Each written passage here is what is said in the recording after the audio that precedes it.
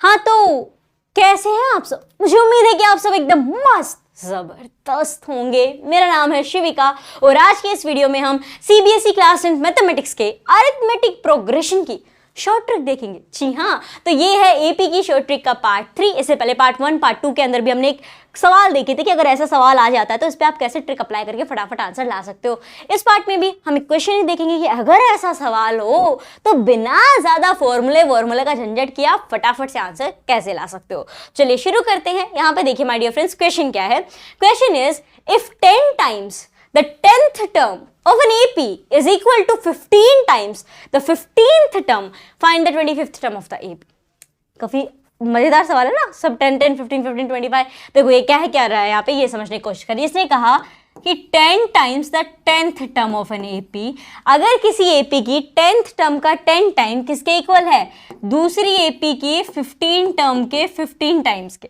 ठीक है, ये हमें कहा गया है। हमसे पूछा क्या गया है? पूछा ये गया है कि भाई ये बताओ 25th टर्म क्या होगी एपी की। एक बात बोलूं, एपी की 25th टर्म 0 होगी। कैसे? यही तो ट्रिक का खेल है मेरे प्यारों। ये ट्रिक से ही मैंने बता दिया कि आपके 825 आपके पास 0 होगा।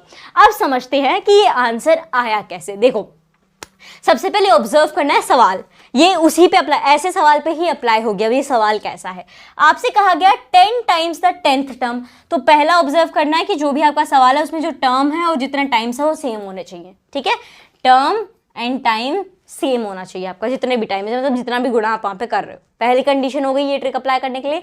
ट्रिक क्या है वो भी देख लेना। अब देखो, ट्रिक ये बोलती है कि जब ये चीज दोनों सेम आ जाए आपके पास और ये आपस में इक्वल गिवन हो, मोस्ट इंपॉर्टेंटली ये आपस में इक्वल गिवन हो, तो मेरे प्यारों इनका जो सम होगा 10 और 15 कितने होते हैं? 25। तो इनका सम जो भी होता है ना उसकी 25th टर्म, मतलब जैसे यहाँ पे 25 है तो वो सम जो भी टर्म आती है वो इक्वल टू 0 ही होती है। नहीं समझ आया? चलो एक और एग्जांपल यहाँ पे ले लेते हैं। लेट्स से मैं कहूँ 5 times the 5th term. Okay, 5 times the 5th term of an AP is equals to 7 times the 7th term. पहली कंडीशन क्या यहाँ पे फुलफिल हो रही है? जी बिल्कुल, जितनी जोन सी टर्म की बात हो रही है उतना ही यहाँ पे गुना हो रहा है। तो ओके, हम ये ट्रिक अप्लाई कर सकते हैं, इससे हमें ये क्लैरिफिकेशन मिल जाती है। ठीक है, अब मान लो मैं आपसे पूछूं यहाँ पे दैट 8 9 10 11 12 कि इसकी 12th टर्म क्या होगी इस एपी की, तो आप बिंदास कह सकते हो कि 0 होगी। 12th टर्म 0 होगी। कैसे?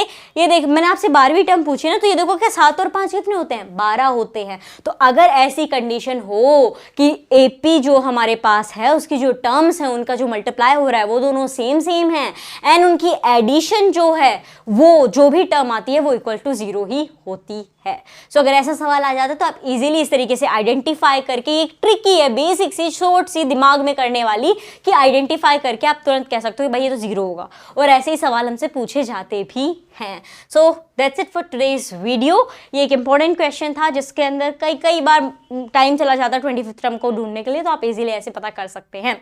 आई होप आपके लिए वीडियो यूजफुल रहा होगा। अगर इस वीडियो से आपकी थोड़ी सी भी हेल्प हुई है देन माय डियर फ्रेंड्स इस वीडियो को लाइक करना ना भूलें। मिलते हैं एक नए वीडियो के साथ।